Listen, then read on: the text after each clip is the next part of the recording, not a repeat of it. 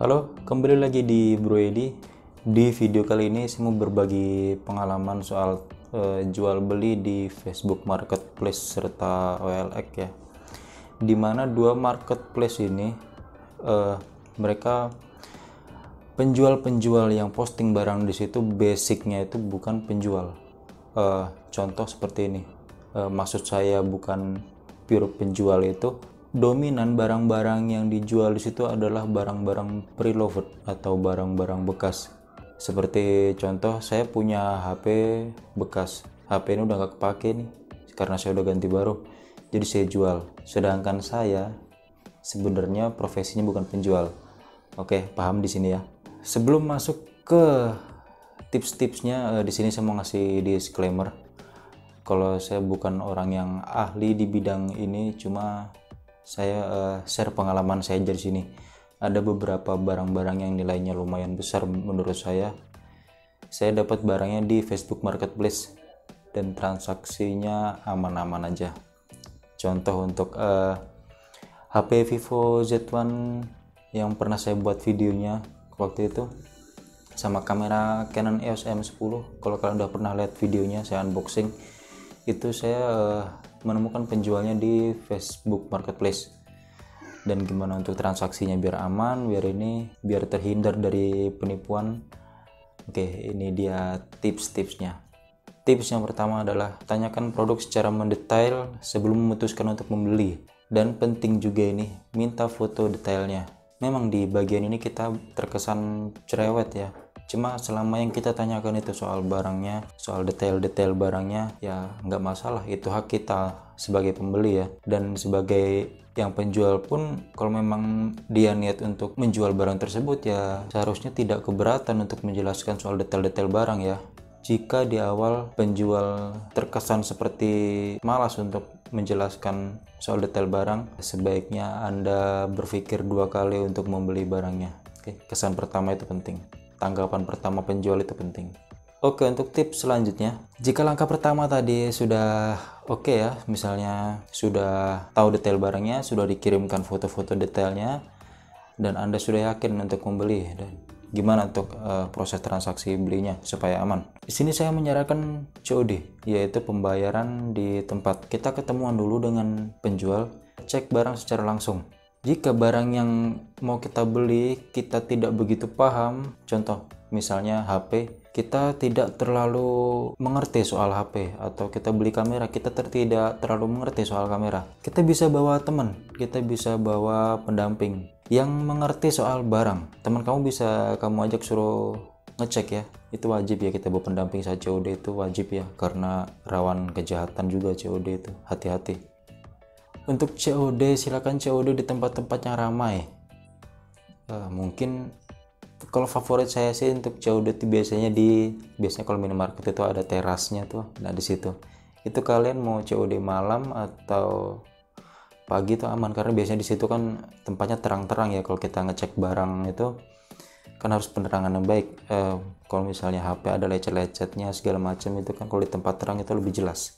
Atau bisa juga kalau kalian misalnya beli HP, COD-nya di konter HP, bisa dicek sekalian. Kalau kalian transaksi laptop ya di toko komputer, kalau transaksi kamera di toko kamera, nanti biar bisa dicek nih minusnya apa, lebih aman.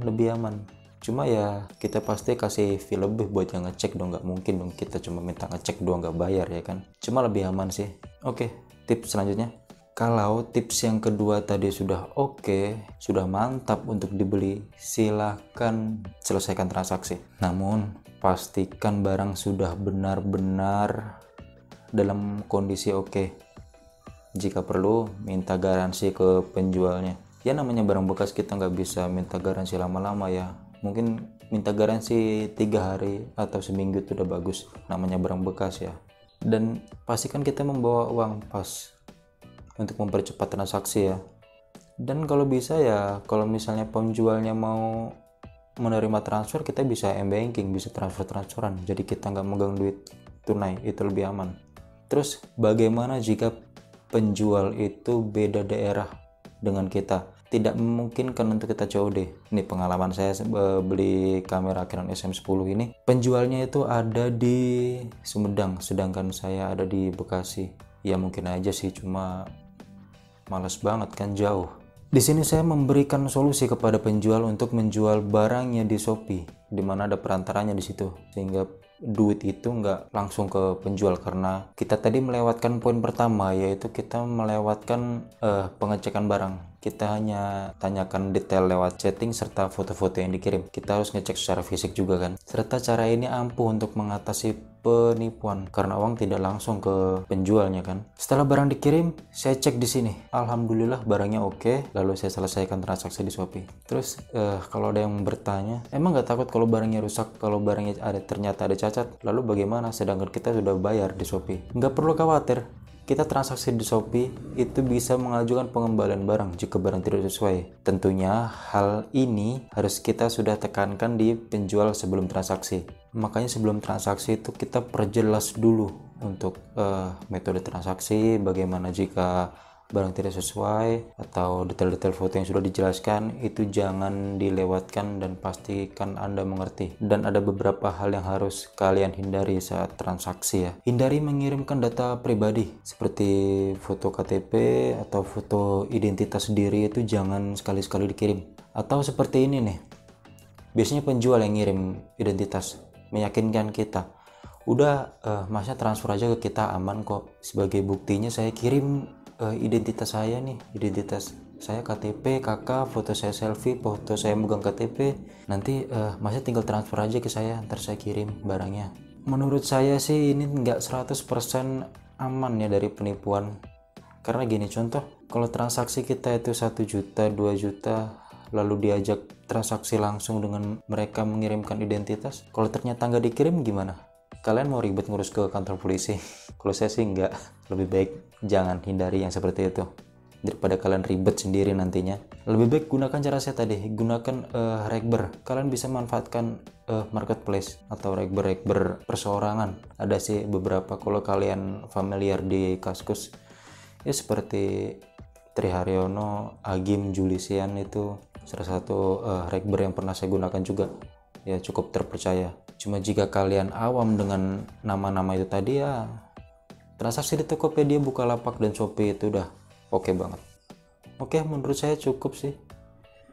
Kalau kalian punya tambahan, kritik, dan saran, jangan sukar untuk komen di bawah. Seperti yang di awal-awal video tadi, saya mau menekankan di sini saya bukan profesional di bidang ini. Ini pure murni dari pengalaman saya. Oke, jika kalian suka silakan like video ini dan jangan lupa subscribe channel ini karena subscribe itu gratis. Sampai ketemu lagi di video selanjutnya. Bye bye.